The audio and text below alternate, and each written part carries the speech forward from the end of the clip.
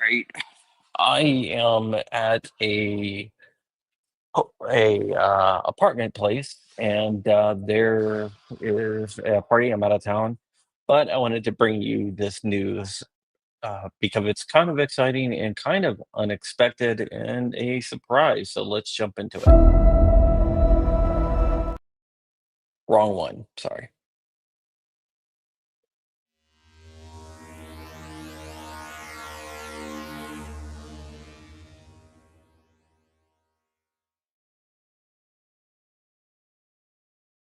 Okay, back in 2019, there was a situation with the AA-12.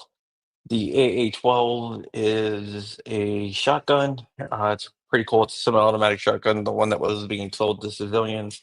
It's based on a machine gun that's shotgun, which is fully automatic, the military used.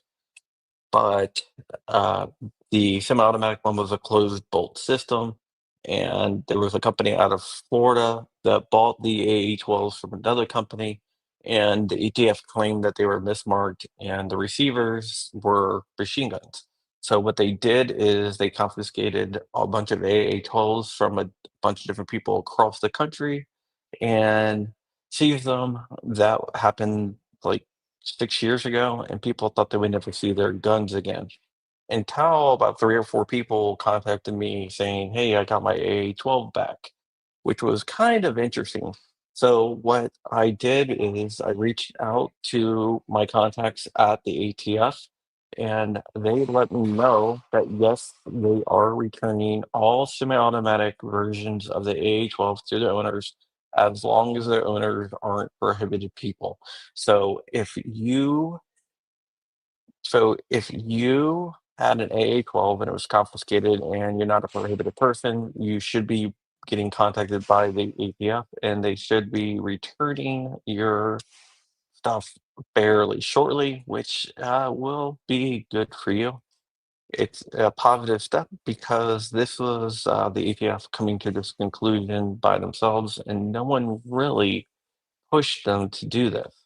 It was they looked at it and said that the confiscation of the AA-12s didn't make any sense. So they went ahead and they took it upon themselves to start returning them. So a lot of these people thought they would never see their AA-12s. I thought they would never see their AA-12s. In fact, I'm surprised that they're still around. I thought for sure that they would have been destroyed by now, but apparently not.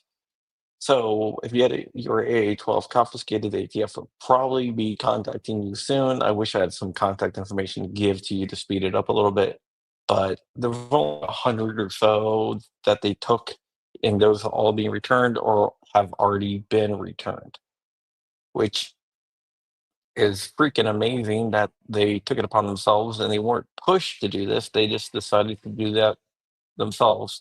The person I talked to at the ATF is pretty high up, a good contact, and their answer was, "We reviewed it and saw no reason for us to be keeping these because these are semi-automatic closed bolt systems, and they were owned by law-abiding Americans, and there was no reason that we saw for us to keep these in our possession when they weren't doing any harm out there." It's really surprising to me, 100% surprising to me, but it is, um, it's really it's a great change, actually. I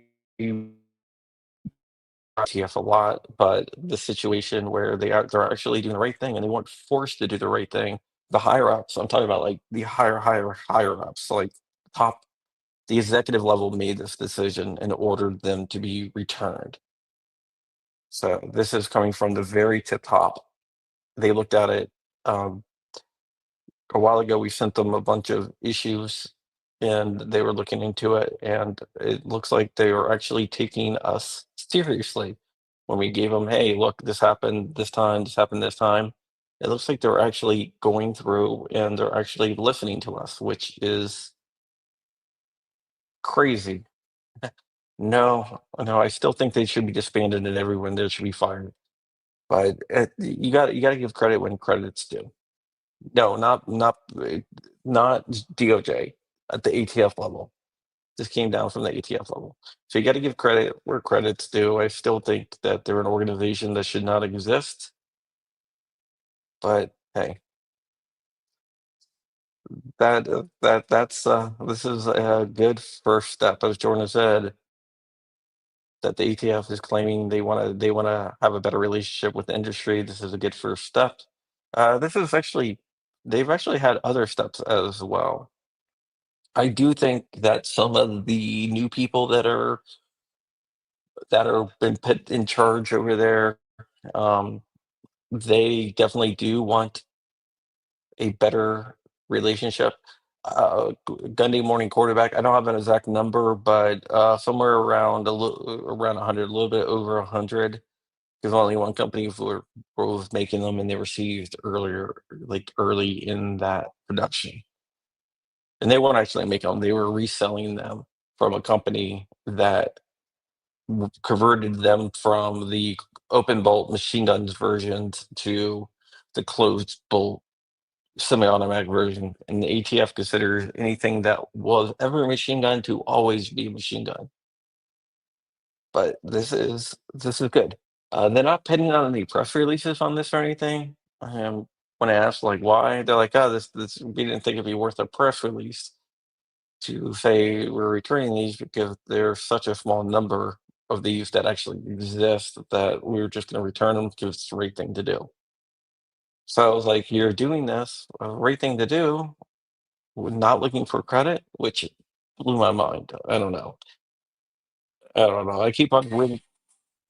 Hold on. I keep, sorry, just on my music. Waiting for something else to happen. But yeah, I don't know. I don't know. This is a good thing for the gun owners, and it shows that they are willing to actually listen to us, which is something that we have never had with this organization. They're still a trash organization that I don't think should exist, but better than what we had, right? But they should still be disbanded. So there you go. Just thought it was interesting. Thought I would bring it to you. And with that, I guess we are out of here. Thanks. Bye bye.